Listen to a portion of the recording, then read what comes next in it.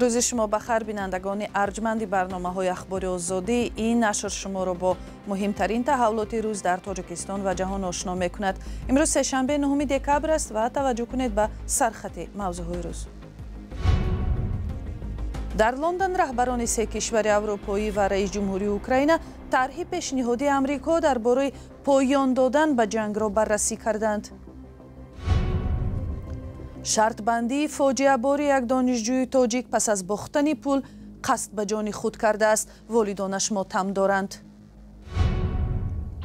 آزار و اذیت زنان در تاجیکستان در شبکه‌های اجتماعی فیسبوک، اینستاگرام و جایهای دیگر. سبب دشنام و حقارت به زنان چی است؟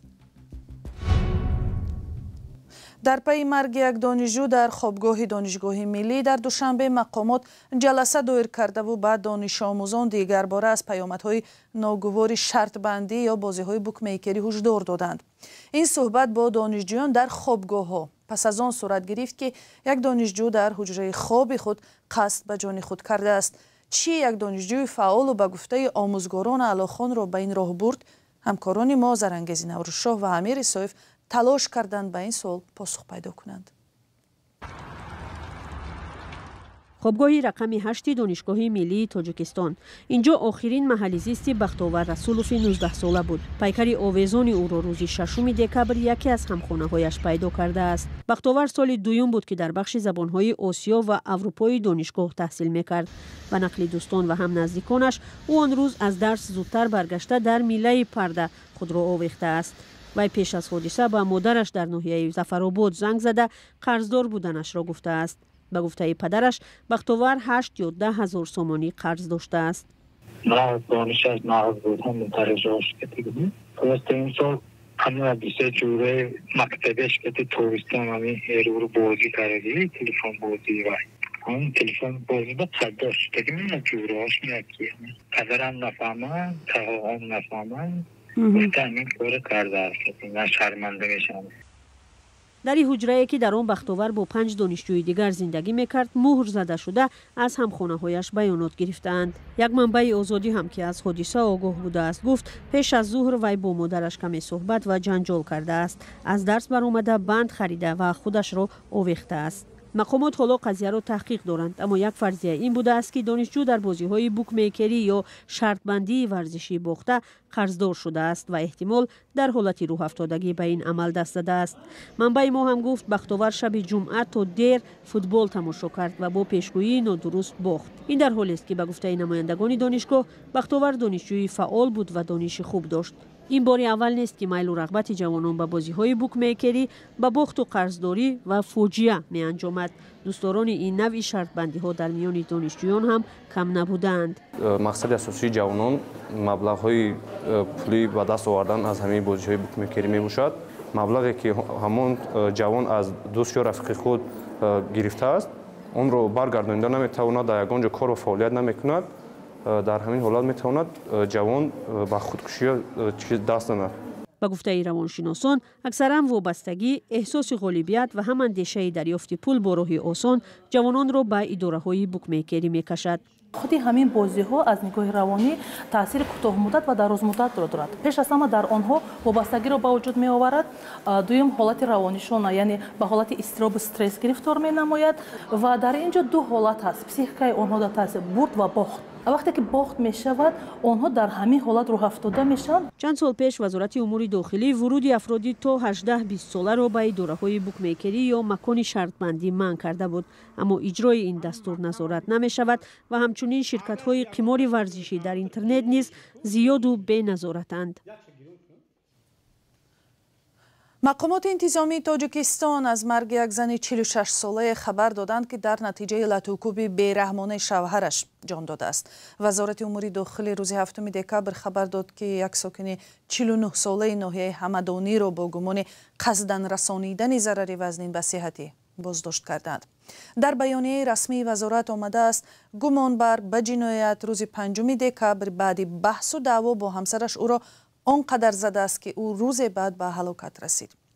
جستجوی کوتاه رادیوی آزادی فقط در سامانه وزارت کارهای داخلی تاجیکستان نشان داد که تنها در سال گذشته و امسال 11 مورد زنکشی ثبت شده است. در بیانیه ها دقیق گفته شده است که زنان تاجیک را یا شوهرانشان یا مردان خویشاوند و یا همسران سابقشان کشتند. در ادامه برنامه امروزه با یک کارشناس در موضوع افزایش آزار و اذیت زنان در شبکه‌های اینترنتی و اجتماعی صحبت میکنیم. با ما باشید و برنامه رو پی میگیریم.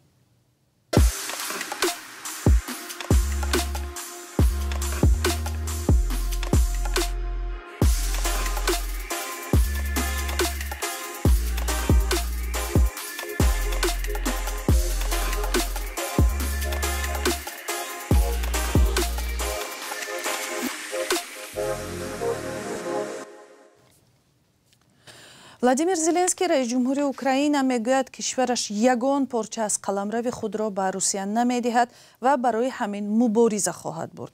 ӯ рӯзи 8 декабр ба хабарнигорон гуфт ки на қонуни асосӣ ва на қонунҳои байналмилалӣ ба украина иҷоза намедиҳанд аз қаламрави худ даст кашад. владимир зеленский рӯзи гузашта дар аврупо буд ва гузориши хабаргузории Ройтерсро дар ин бора ҳамкорам Тоҳири Сафар тақдим мекунад. روز دوشنبه نخست وزیر بریتانیا میزبان رهبران چند کشور اروپایی و هم ولادیمیر زلنسکی رئیس جمهوری اوکراین بود. نشست آنها در حال برگزار شد که امریکا فشار را به اوکراین افزایش داده است تا طرح سازش صلح با روسیه را بپذیرد. کیر استارمر نخست وزیر بریتانیا با همتایان خود از آلمان و فرانسه و اوکراین طرح پیشنهادی امریکا را بررسی کردند. بر اساس آن اوکراین باید از بحر قلمروهای اشغال شدهاش گذرد. طرح امریکا که ماه گذشته به رسانه‌ها راه یافت، رهبران اروپایی را نگران کرد، زیرا به قول آنها طلبات زیادی روسیه را به نوبت گرفته است. ما در کنار اوکراین هستیم و اگر قرار است آتش بس شود باید عادلانه و پایدار باشد. ولادیمیر زلنسکی گفت اوکراین، اروپا و آمریکا باید متحد باشند تا به جنگ پایان بدهند. با اندیشه من وحدت میان اروپا و اوکراین و همچنین اتحاد میان اروپا، اوکراین و آمریکا بسیار مهم است، چون بدون آمریکایی ها ما از عهده‌اش نمیبراییم.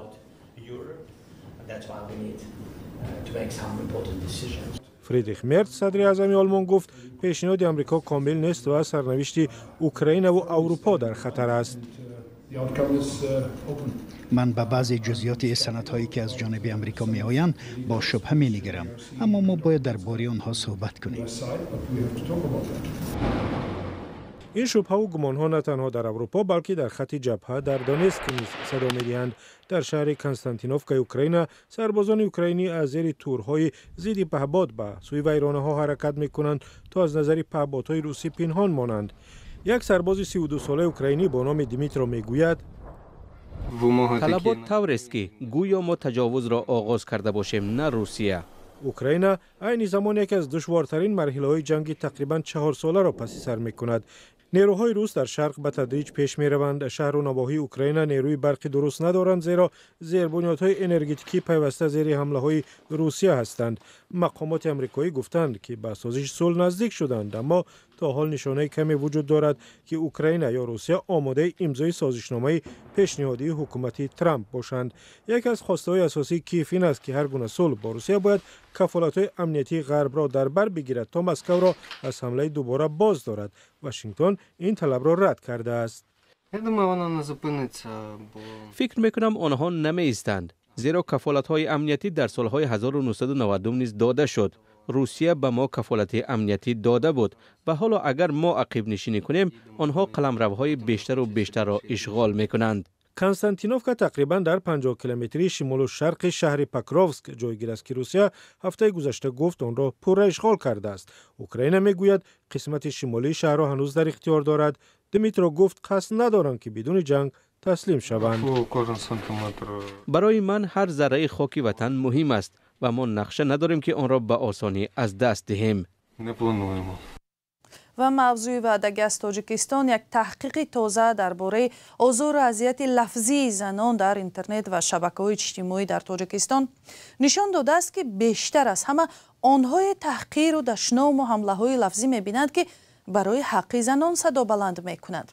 تحقیق را گلرخسار یک سازمان حامی حقوق زنان انجام داده است. مؤلفان تحقیق میگویند حمله ها به زنان و دختران با ارسال پیامک ها، عکس و نوشته های تحقیرآمیز صورت میگیرد. درباره این تحقیق یکی از مؤلفانش مؤسس سازمان گلرخسار گلبهار مقصود به سوالهای ما پاسخ داد و اولین سوال هم این بود که اساساً کیها زنان را در اینترنت آزار و اذیت میکنند؟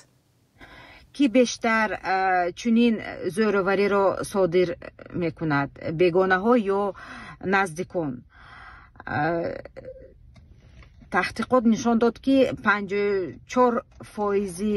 حالت ها از طرف نزدیکان صادر شده است. شوهر، همسر سابق، همسایه ها، همسنفا، دوستان، خویشاوندان، تنها 27%ش بیگانه ها می باشند. یعنی زن بیشتر از جانب کسانی ضرر می بیند که آنها می شناسند و به آنها باوری دارند. از گلبهار مقصود همچنین پرسیدیم کدام گروه زنان در برابر حمله های لفظی و تحقیر و آزار در اینترنت بیشتر آسیب پذیرند؟ زنان فعال در جامعه، زنان فعال در عائله، در تجارت، خصوصا زنان روزنامه‌نگاران، فعالان جامعه شهروندی، بلاگرها و زنانی که در جامعه صدای روشن دارند. خصوصا وقتی که آنها درباره حقوق زنان، برابری، زوروری و نقش زن در جامعه می نویسند، چنین موضوعها قریب همیشه بخش شدید را به میان می آورد و پس از آن حمله های گروهی سر می شود. ما حالت های مشخص را دیدیم، یک عکس زن یا یک جمله که به تصورات سنتی زنان تاجیک موافقت نمی کند، می تواند صدها شرح‌های تحقیرآمیز و حمله های گروهی را به وجود آورد. چرا محض همین گروه تحقیر و توهین و دشنام می شنوند؟ به قول چی گناه کردند که برای یک نوشته خود اینقدر زیاد آزار لفظی می بینند؟ چرا محض چنین زنان بیشتر هدف می شوند؟ فکر من آنکه زیرا آنها تصور سنتی زن باید خاموش باشد را بشکنند. هر وقتی که یک زن درباره حق خود، برابری سیمای زن یا زوروری سخن میگویند، این در چشم بعضی ها خطرناک می نماید و تکنولوژی به چنین آدمان امکانیت می دهد که این فشار و تهدید را به شکل رقمی بجزات ادامه دهند. و سوال آخرین ما این بود که آیا در پی این تحقیقات تأثیرات حاصل نمی شود که فناوری های نو یا شبکه های اجتماعی گویا خطرناک و ناضرور هستند و از آنها باید دست کشید؟ تکنولوژی سبب زوروری نیست. آن زوروری کهنه را پرقوت می کند. برای حل آن ما باید هم قانون، هم سوادناکی رقمی و هم مناسبت جامعه را تغییر دهیم. زنان باید دانند آنها تنها نیستند. حقوق آنها هم آنلاین هم آفلاین برابر مهم است و ما باید آن را حمایت کنیم در همه جا. تشکر. گلبهار مقصود، مؤسس مرکز زنان گلرخسار، راجع به تحقیق نوین سازمان درباره خشونت با استفاده از فناوری‌های نوین و اینترنت با ما صحبت میکرد. شکل مفصل این صحبت ما به زودی در سامانه ما در صفحه azadi.org نشر می شود. برنامه در همینجا به انجام می رسد. تشکر که با ما بودید، ولی بدانید که هر وقت دیگر هم برای آگاهی از آخرین خبرهای تاجیکستان و جهان می توانید به سامانه رادیوی آزادی وارد شوید. خبرهای ما را از صحیفه های شبکه های اجتماعی اینستاگرام، تلگرام و تیک تاک و فیسبوک هم پیگیری کنید. خود شما هم می توانید خبرساز شوید و از خبرهای اطراف خود عکس و نوار فرستید و ما با شما در تماس می شویم. خداحافظ.